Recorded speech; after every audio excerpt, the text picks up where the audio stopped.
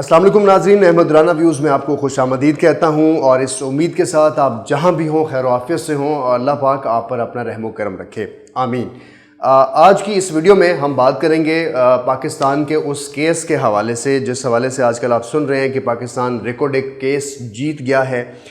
جو کہ ایک بالکل غلط سٹیٹمنٹ ہے، اور اس ریکارڈ ایک کیس کے حوالے سے شادیانے بجائے جا رہے ہیں کہ انٹرنیشنلی جو ہماری ڈسپیوٹ ہے ہم اس میں جیت چکے ہیں۔ تو ہم کہاں ٹھہرے ہیں اور اصل کیس ہے کیا، اور جو ریکارڈ ایک ہے اس کا معاملہ کیا ہے، یہ تمام سوالات لے کر میں آج اس ویڈیو میں آپ کے پاس آیا ہوں، اور کچھ ایسے حیرت انگیز آپ کے سامنے سٹیٹس رکھوں گا کہ پاکستان، اس خوبصورت پاکستان کا جو کہ خطہ ہے 4 صوبوں کا، اور اسپیشلی اگر میں بات کروں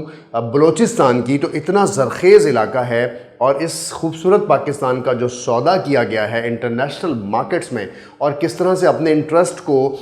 بیچا جاتا ہے اور اپنی ذاتی انٹرسٹ کو خریدا جاتا ہے، اس پر آج یہ ساری گفتگو میں آپ سے کروں گا۔ لیکن اس سے پہلے یہ بات بہت جاننا ضروری ہے کہ ریکارڈ ایک کیا ہے، اور جس کیس کی ہم بات کر رہے ہیں کہ پاکستان اس کیس کو انٹرنیشنلی جیت گیا، تو ریکارڈ ایک تو ہمارا اپنا علاقہ ہے، ہم بلوچستان میں رہتے ہیں، پاکستان میں رہتے ہیں، پاکستان کا کیس باہر کی دنیا کیوں لڑ رہی ہے؟ تو اس میں کچھ ایسی غلطیاں کوتاہیاں ہیں جو آج میں آپ کے سامنے رکھوں گا، لیکن اس سے پہلے یہ بتانا ضروری سمجھتا ہوں کہ پاکستان کا یہ جو بلوچستان ہے اسپیشلی اتنا زرخیز پاکستان کا پروونس ہے، جس کی زمین سونا اگلتی ہے، جس کی زمین کے اندر سے تانبا، کاپر جس کو آپ کہتے ہیں، اس کے علاوہ بہت سارے منرلز، کوئلہ، ڈائمنڈ، اور اس کے علاوہ بہت ساری ایسی دھاتیں نکلتی ہیں جن کو آپ بیچ کر بہت زیادہ زر مبادلہ کما سکتے ہیں۔ یہ بلوچستان کی ہی سرزمین ہے جہاں سے جو ویجیٹیبلز ہیں، جہاں سے جو پھل ہیں، وہ اتنے آؤٹ کلاس اور اتنے رائپ ہیں کہ آپ پوری دنیا میں اس کو ایکسپورٹ کر سکتے ہیں۔ اب یہاں پر میں آپ کو ایکسپلین کروں گا کہ بیسیکلی ریکارڈ ایک کیا ہے۔ تو اس کو سمجھنے کے لیے تھوڑا سا آپ نے جانا ہے کہ اگر میں پاکستان کی جغرافی کی بات کروں تو پاکستان ایک ایسے خطے میں موجود ہے جس کے اندر دنیا کے وہ اثاثہ جات جس کو کہا جاتا ہے کہ بہت مہنگی دھاتوں والی جو زمین کے نیچے ذخیرہ ہے، پاکستان کے نیچے سے گزرتا ہے۔ میں جس ذخیرے کی بات کر رہا ہوں یہ وہ ذخیرہ ہے جس کو ٹیتھیان میگنیٹک آرک کہا جاتا ہے۔ دنیا کے نیچے جو جیولوجیکل ایکسپرٹس ہیں، جو جغرافی ایکسپرٹ ہیں، وہ یہ کہتے ہیں کہ جو ٹیتھیان میگنیٹک آرک ہے، جس کے اندر بہت ساری دھاتوں کا ایملغم ہے، جس کے اندر سے بہت سی قیمتی دھاتیں نکالی جا سکتی ہیں، وہ منگولیا سے نکلتا ہے، اور منگولیا کے راستے، منگولیا کی زمینوں کے نیچے، یعنی چائنا منگولیا کے نیچے ہوتا ہوا اگر ہم نیچے آئیں تو پاکستان کی طرف، اور پاکستان کے بعد یہ اوپر یورپ کی منڈیوں تک جاتا ہے اور یورپ کی زمینوں تک جاتا ہے۔ سو منگولیا، یورپ اور پاکستان کے نزدیک کے درمیان یہ جو آرک ہے، اس آرک پر کیونکہ پاکستان بھی واقع ہے، اور پاکستان کا جو صوبہ ہے جس کو بلوچستان کہتے ہیں وہ بھی اس پر واقع ہے۔ بلوچستان کے اندر ایک ڈسٹرکٹ ہے جس کا نام ہے چاغی۔ اس چاغی ڈسٹرکٹ کے اندر ایک علاقہ ہے جس کو ہم کہہ رہے ہیں کہ وہ ریکوڈیک ہے۔ اب یہ جو ریکوڈیک ہے اس کے اندر وہ پہاڑ ہیں جن کے اندر سونا اور کاپر جو ہے، تانبا جو ہے، وہ بڑی وافر مقدار میں موجود تھا۔ 1993 کے اندر پاکستان کی حکومت نے یہ معاہدہ کہ اس کے اندر سے سونا اور تانبا کیسے نکالا جائے، یہ معاہدہ پاکستان کی اس وقت کی حکومت نے، اور کتنے افسوس کا مقام ہے کہ یہ وہ حکومت تھی جو کیئر ٹیکر حکومت تھی۔ پاکستان کے جو prime minister, care taker prime minister تھے، وہ معین قریشی صاحب تھے، اور بلوچستان کے جو چیف منسٹر تھے وہ نصیر مینگل صاحب تھے۔ اب اس بلوچستان کی گورنمنٹ جو کہ کیئر ٹیکر گورنمنٹ ہے، اس نے یہ معاہدہ آسٹریلین ایک کمپنی ہے جس کو یہ تجربہ تھا کہ کاپر کو اور سونے کو کیسے نکالا جائے، ان کے ساتھ یہ معاہدہ کر لیتے ہیں۔ یہ معاہدہ ہو گیا، اور اس معاہدے کے بعد 2008 تک کمپنی کے اندر باقی تبدیلیاں آتی رہیں، اپنے شیئرز وہ ایک دوسرے کو بیچتے رہے، لیکن 2008 تک پاکستان کے اس زرخیز علاقے سے وہ سونا بھی نکالتے رہے اور وہ تانبا بھی نکالتے رہے۔ اور اس کے بعد جب 2008 میں پاکستان کی حکومت یا پاکستان کے ادارے یا پاکستان کی جوڈیشری جاگی، تو اس سے پہلے بہت سے لوگ اس معاہدے کی خلاف ورزی اور اس معاہدے میں ہونے والے جو شیئر تھا کہ بہت کم پیسے جو ہیں وہ پاکستان کو مل رہے ہیں، پاکستان کا اثاثہ باہر کی دنیا لے کر جا رہی ہے، اس کے خلاف کوئی نہ کوئی ایکشن لیا جائے۔ بہرحال 2008 کو یہ بات سپریم کورٹ آف پاکستان تک اس سے پہلے پہنچی ہوئی تھی، لیکن سپریم کورٹ آف پاکستان نے باقاعدہ اس پر ایکشن لے لیا۔ اس وقت کے جو چیف جسٹس ہے افتخار چودھری صاحب، انہوں نے یہ ایکشن لیا۔ یہاں تک جو سٹوری پہنچتی ہے وہ بہت اچھی ہے کہ ایک غلط منصوبہ، ایک غلط معاہدہ ہوا تھا انٹرنیشنلی، اور اس پر سٹے جو ہے وہ سپریم کورٹ نے لے لیا۔ لیکن یہاں پر ایک سوال بڑا ضروری ہے کہ جس نے معاہدہ کیا تھا وہ بھی آپ تھے، جب آپ نے اسٹے لیا تو یہ گورنمنٹ بھی آپ ہی کی ہے، یعنی ہم پاکستان کی ہے، تو ہمارے اداروں کے درمیان یہ جو ڈی سنکرونائزیشن یا جو ہمارے اداروں کے درمیان یہ ہم آہنگی نہیں ہے کہ ایک ادارہ جو ہے وہ جب معاہدہ ہو رہا تھا تو اس وقت سپریم کورٹ آف پاکستان کہاں تھی، اور جب سپریم کورٹ آف پاکستان اس کو کینسل کر رہی تھی تو آج جب ہماری دنیا میں جگ ہسائی ہو رہی ہے، جو ابھی میں آپ کو بتاتا ہوں کہ 2008 کے بعد کیا ہوا، لیکن جو آج دنیا میں جگ ہسائی ہو رہی ہے تو آج کس کو ہم ذمہ دار ٹھہرائیں؟ بہرحال 2008 میں یہ ہوتا ہے کہ اس معاہدے کے اوپر ایکشن لے لیا جاتا ہے، اور 2013 کے اندر باقاعدہ پاکستان اس کمپنی کے ساتھ جس کا نام ٹیتھیان کاپر کارپوریشن پرائیویٹ لمیٹڈ ہے، اس کے ساتھ معاہدہ ختم کر دیتی ہے۔ جب یہ معاہدہ ٹی سی سی کے ساتھ ختم ہوتا ہے تو ٹی سی سی تو ظاہر ہے چھت سے جا لگتی ہے، پریشان ہو جاتی ہے کہ ہم نے 35 ارب روپے کی مشینری انسٹال کی ان علاقوں میں، ہم نے یہاں سے پورا تانبا اور کاپر نکالنے کی ایک ذمہ داری لی، اور آپ کو بتاؤں کہ 1993 میں یہ معاہدہ 56 سالوں کے لیے طے پایا تھا، یعنی 2050 تک پاکستان کے ساتھ انہوں نے رہنا تھا، اور 2050 تک سارا کچھ یہاں سے جو نکالنا تھا اس کے کچھ پیسے پاکستان کو ملنے تھے اور کچھ پیسے جو ہے وہ ٹی سی سی کو ملنے تھے۔ اب ٹی سی سی کے اندر 2 کمپنیاں شامل تھیں، ایک آسٹریلین کمپنی ہے اور دوسری اس کے اندر چلی کی کمپنی ہے، اور دونوں کے اشتراک سے یہ کام وہاں پر ہو رہا تھا۔ 2008 میں جب یہ معاہدہ ختم ہو گیا تو ظاہر ہے اس پہ نوٹس ہوا تو کام رک گیا، لیکن 13 میں مکمل معاہدہ ختم ہو گیا۔ ٹی سی سی کو ظاہر ہے اپنے 35 ارب روپے پاکستانی 220 ملین ڈالر بنتے ہیں، اس پر انہوں نے اعتراض کیا اور جا کر ہمارے اگینسٹ ورلڈ بینک کے اندر، کیونکہ ورلڈ بینک اس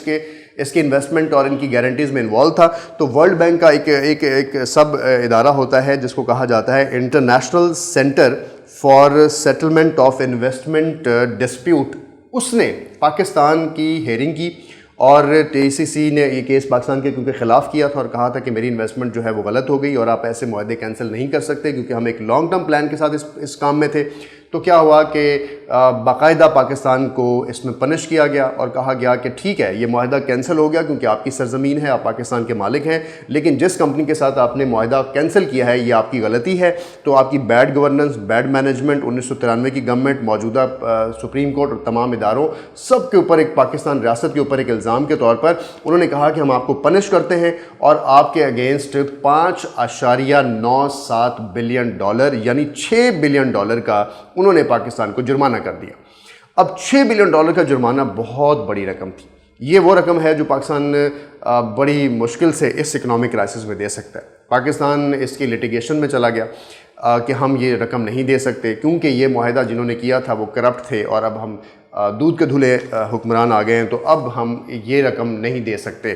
لیکن دودھ کے دھلے حکمرانوں کو یہ بات نہیں پتہ تھی کہ جب آپ کسی کمپنی کے ساتھ اپنے انٹرنیشنل معاہدے منسوخ کرتے ہیں تو پھر آپ کا یہ حال بھی ہوتا ہے۔ اینی وے، بات کو اب لے کے آتے ہیں اس طرف جہاں یہ سمجھنا ضروری ہے کہ یہ کہا جا رہا تھا کہ پاکستان یہ کیس جیتا کیسے۔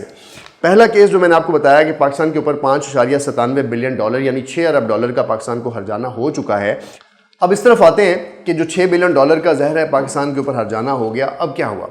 اب یہ ہوا کہ ٹی سی سی یہ چاہتی تھی کہ جب آپ نے جرمانہ کر دیا پاکستان پر تو پاکستان سے انفورسمنٹ کروائی جائے کہ یہ جرمانہ پاکستان سے واپس دلوایا جائے۔ اب ہوتا یہ ہے کہ 6 بلین ڈالر کا جرمانہ وصول کیسے کیا جائے، تو پاکستان سے یہ جرمانہ وصول کرنے کے لیے جو ہائی کورٹ آف جسٹس ہے برٹش ورجن آئی لینڈ کی، وہاں پر ٹی سی سی جاتی ہے، یہ کمپنی ٹیتھیان کاپر جو کمپنی ہے یہ وہاں جاتی ہے اور یہ کہتی ہے کہ 6 بلین ڈالر لینے کے لیے پاکستان کے جو اثاثہ جات ہیں انٹرنیشنلی پڑے ہوئے ہیں، جس میں پی آئی اے کا روز ویلٹ ہوٹل نیو یارک منہیٹن کے اندر ہے، اور پیرس کے اندر یعنی فرانس کے اندر سینٹرل پیرس کے اندر سبسکرائب کے نام سے ایک ہوٹل ہے، یہ 2 اثاثے جو ہیں اس کو اٹیچ کر دیا جائے پاکستان کے ریکارڈنگ کیس کے ساتھ، تاکہ ریکارڈنگ کیس کے حوالے سے جو جرمانہ ہے ہم ان ہوٹلز کو بیچ کر پورا کر لیں۔ اب کسی کی آگ جو ہے، کسی کے لگائے ہوئے جو ناانصافیاں اور اس ملک کے ساتھ جو ہوتا رہا ہے، اب وہ سارے کا سارا پڑ گیا پاکستان انٹرنیشنل ایئر لائن کے اوپر، کیونکہ پاکستان انٹرنیشنل ایئر لائن کے وہ اثاثہ جات تھے۔ ظاہر ہے ریاست کی جو بھی چیزیں باہر ہوتی ہیں ان کو کسی بھی چیز سے اٹیچ کر کے لوگ اپنے مفادات نکالنے کی کوشش کرتے ہیں۔ اب یہ جب ہوا تو بڑی پریشانی، اور یہ پریشانی اس طرح سے کہ جو پی آئی اے ہے وہ پہلے ہی ڈوبی ہوئی ہے اور جو اثاثہ جات اس کے پاس ہیں وہ بھی خراب ہو جائیں گے۔ تو پاکستان نے خیر اس کیس کو چیلنج کیا، برٹش ورجن جو ہمارا آئی لینڈ ہے وہاں کی جو کورٹ جو ہمارا وہاں کیس چل رہا تھا، چیلنج کرنے کے بعد بالآخر پاکستان یہ کیس جیت چکا ہے کہ یہ جو اثاثہ جات لنکڈ ہوئے تھے اس کیس کے ساتھ اس کو ڈی اٹیچ یعنی اس کو ختم کروا لیا گیا۔ اب یہ جو شادیانے بج رہے ہیں اور یہ جو شادمانیاں ہو رہی ہیں آگے پیچھے کہ پاکستان یہ کیس جیت گیا ہے، تو یہاں آپ کو یہ بات سمجھ آئے گی یہ کیس صرف اس حد تک جیتا گیا ہے کہ جو اس کے ساتھ وہ اثاثے جات لنک کیے گئے تھے تاکہ ریکوری کی جا سکے وہ ڈی اٹیچ کر دیے گئے ہیں، لیکن یہ کیس اپنی حالت میں پھر بھی موجود ہے۔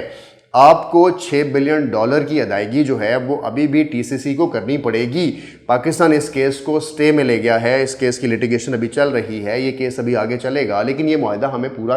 جو ہم نے منسوخ کیا تھا اب اس کا جو جرمانہ ہے وہ پاکستان کو دینا ہے۔ سوال یہاں یہ پیدا ہوتا ہے کہ کیا یہ جرمانے ہماری قوم ایسے ہی دیتی رہے گی؟ اور جس کا ذکر میں کر رہا تھا کہ یہ جو پاکستان کے ذخائر ہیں، اتنے ذخائر ہیں کہ اگر ان کی قیمت کا جو اندازہ جیولوجسٹ لگاتے ہیں وہ یہ کہتے ہیں ایک سے لے کر $3 ٹریلین تک کی جو رقم ہے وہ ہم ان ذخائر کو بیچ کے حاصل کر سکتے ہیں۔ اگر میں صرف آپ کو سادہ سے لفظوں میں بتاؤں تو اس وقت پاکستان کا جو قرضہ ہے وہ $330 بلین ہے، اور $1000 بلین کا $1 ٹریلین بنتا ہے۔ تو $1 ٹریلین کا مطلب ہے کہ اگر صرف ہم ایک تیسرا حصہ بھی ان ذخائر کا نکال لیں تو پاکستان کے نہ صرف قرضے ادا کر سکیں گے بلکہ پورا پاکستان ہم وہ خوشحال پاکستان دیکھ سکیں گے جو واقعی اس ملک کی قربانیوں دینے والوں نے دیکھا تھا۔ لیکن اس ملک کے ساتھ اتنے بڑے ذخائر کا کوڑی کے بھاؤ سودا کر دینا اور پھر اس کے بعد پاکستان کے چلتے اداروں کے اس کے ساتھ لنک کر لینا اور اس کے بعد پھر ڈھٹائی کی طرح ان اداروں کے اوپر آ کر بات کرنا اور حکومت اور عوام کو بیوقوف بنانا اور پولیٹیکل پوائنٹ سکورنگ کرنا، اس سے باز آ جائیں۔ پاکستان کو اگر انٹرنیشنلی اپنے آپ کو سٹینڈرڈ کرنا ہے، انٹرنیشنلی اٹھنا ہے، تو پاکستان کو ایسے سودوں سے بھی باز رہنا ہوگا اور پاکستان کو اپنی لیگل جو ٹیم ہے اس کو بھی مضبوط کرنا ہوگا۔ ہم یہ دعا گو ہیں کہ پاکستان جو ہے وہ اپنے آپ کو ہمیشہ ترقی کی راہوں پہ ایسے ہی گامزن رکھے، اور یہ جو اتنے ہمارے پاس ذخائر ہیں اس کے ساتھ ساتھ ہمارے جو نیچرل دیگر اثاثہ جات ہیں، اور کچھ نہیں تو ہماری یہ زمینیں جو کپاس اگلتی ہیں، جو گنا دیتی ہے، جو چاول دیتی ہے، اگر ہم ان کو ہی اچھے طریقے سے مینج کر لیں تو یہ پاکستان اپنی اکنامیکلی بہت آگے جا سکتا ہے۔ ہماری کوشش ہوتی ہے کہ ہم حقائق کو آپ کے سامنے رکھیں تاکہ آپ اس کے اوپر اپنا درست تجزیہ بھی مینٹین کر سکیں اور چیزوں کے بارے میں سچائی کے ساتھ اپڈیٹ رہ سکیں۔ آپ نے دیکھتے رہنا ہے یار۔